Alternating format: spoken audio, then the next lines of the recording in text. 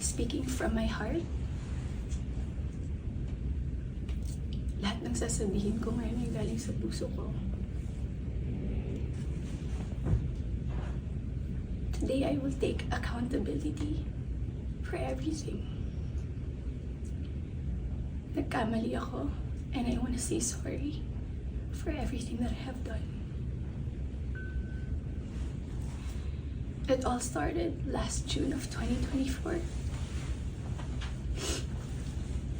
I was in a very dark place. I was lonely. And I was getting attention from Anthony. The kind of attention that I needed. When I sensed that there was this brewing attraction between Anthony and I, nadala ako sa emotions ko. And I knew that was wrong. I came clean right away. I told my ex everything, and I admitted things to him, and then we broke up.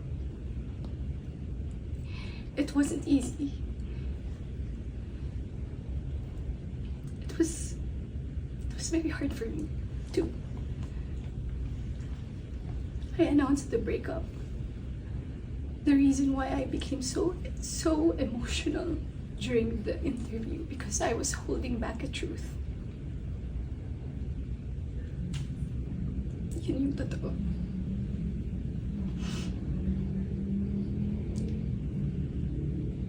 I wasn't really able to simmer down. I wasn't able to reflect on what had happened. I was working every day for days straight, weeks straight, months straight.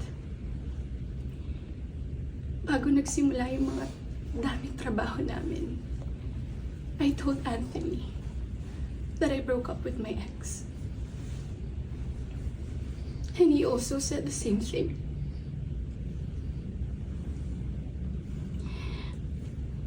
Mind you, I was in a very lonely place. I was so lonely. And I was so vulnerable at that time.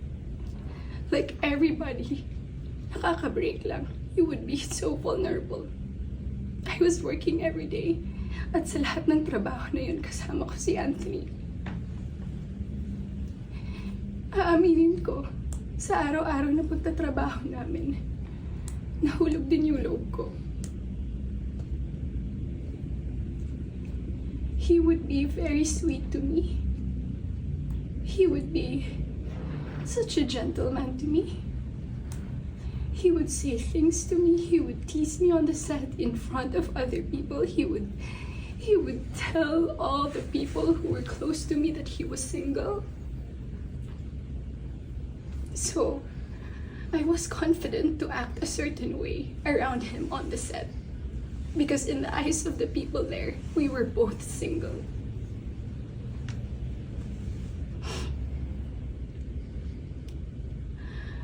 Araw-araw kami nagtatrabaho, and September came. We went to Italy for our shoot sa teleserye namin na Incognito. And doon nag-start na naging deep yung pagkakilala namin sa isa't isa. I really fell. Nung pauwi na kami ng Italy, it was my birthday. And we were stuck at the airport the whole day. He would say things to me that are sweet. He would say promises. We would tell promises to each other. And then nung pauwi na ng Italy, I felt so happy that I had to post something on my IG story just to appreciate him during that day. And then pagka-uwi ko, I think the next 2 days, I saw a post or reposts ni Jam on TikTok. Nakita ko lahat yun. And at that time, yung time frame na yun, nasa screenshots din na nangamusta ako. I said, kamusta si Jam? Nangamusta ako kay Jam. It wasn't because dahil alam ko na sila pa. Dahil alam ko na she was going through something and Anthony had to take care of her. But at that time, nagtatrabaho pa rin kami and he would still be the same way to me. I would ask him, God knows I asked him, nagkabalikan ba kayo? He said no. Do you still love her? He said no. He would say things na ako yung gusto niya and all. I really asked him so many times. And then the first wave of bashing on TikTok. Masakit yun para sa akin. I asked him, when are you gonna release a statement na wala na kayo? When? Because in the eyes of the public, you are taken, but I know that you're not. And you would be very sweet to me. When are you gonna release a statement? He would tell me he was waiting for the right moment. I didn't want to be pushy. I didn't want to aggravate things. So I waited and kept quiet because it wasn't my story to tell anyway. I kept quiet. October passed. We were working still every day. And then Halloween. It was the very first night we went out na medyo sweet kami sa isa't isa. The next day, Cham posted on her Instagram story. There were no names mentioned. There were no names, but people were insinuating that it was Anthony and I. So the waves of bashing came again. I asked him again, when are you gonna release a statement? God knows how many times I begged for a statement. I begged him to fix this because I was so tired of getting bashed. He said, wait, he's waiting for the right moment. I waited. I still kept quiet. I really wanted to speak up, but it wasn't my story and I would look really pathetic. Days went by. The press con of Incognito happened. He released a statement. To me, it was too late because at that time, I was slowly distancing myself from him romantically. The infatuation and the attraction died. But thank you for the statement. I thought everything was in the clear. I thought everything was gonna be okay. Ilang days nung lumipas. The screenshots. When I read it, it was 10 p.m. on a Tuesday night. When I read it, I was gutted. I was shocked. I'm truly embarrassed. Dahil nakita ng tao lahat yun without my consent. Against my will. I read the screenshots over and over and over again. Ang pinaka na-shock ako dun. I read it. It was the perfect narrative. That there was this other woman.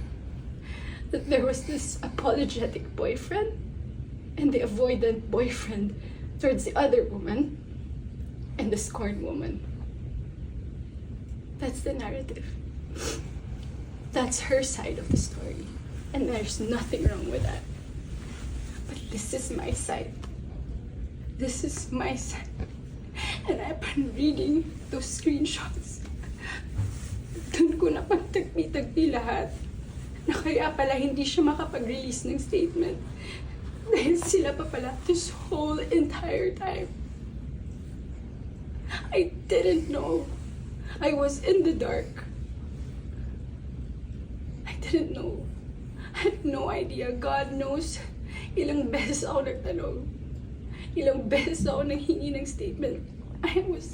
Dun ko rin na-realize bakit ganun yung reactions ni Jam. Now, I get her. I get her pain. I get her wrath. I get her anger. Kaya pala ganun. Because she was clueless about everything. I was clueless about everything. We both believe kung anong mga nasabi sa akin. Maybe iba yung sinabi sa kanya. And I can attest that iba yung sinasabi sa akin. That's my side of the story. I have so many things to say.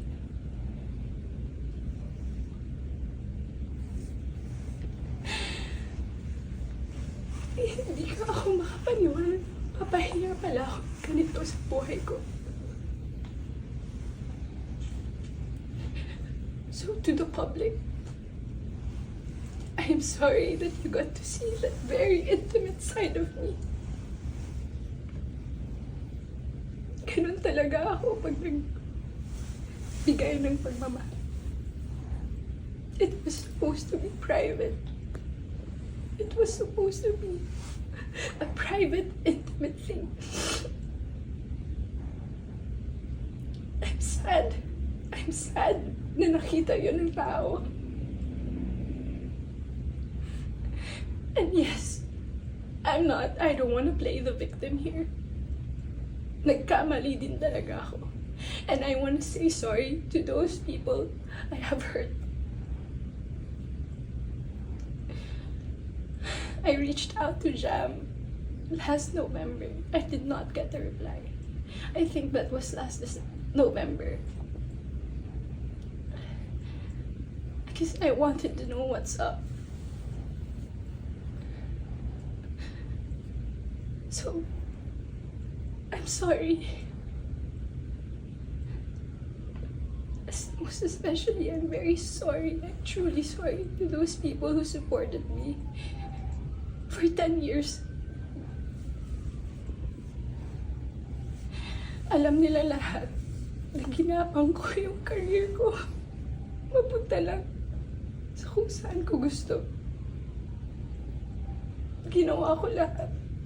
Pinaghirapan ko lahat sa tulong nila. Nagagawa ko yung mga gusto ko. I don't know where I'm gonna go. I don't know saan ako papunta. Yung dignidad ko, hindi ko na mahanap.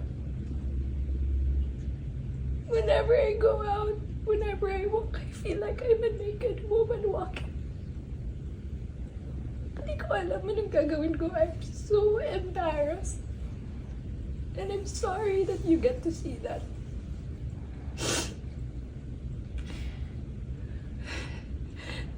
But I can assure you, tuloy pa rin ako. Tuloy pa rin ang laban. Magtatrabaho pa rin ako kahit mahirap. Hindi pa rin namamatay yung apoy sa puso ko.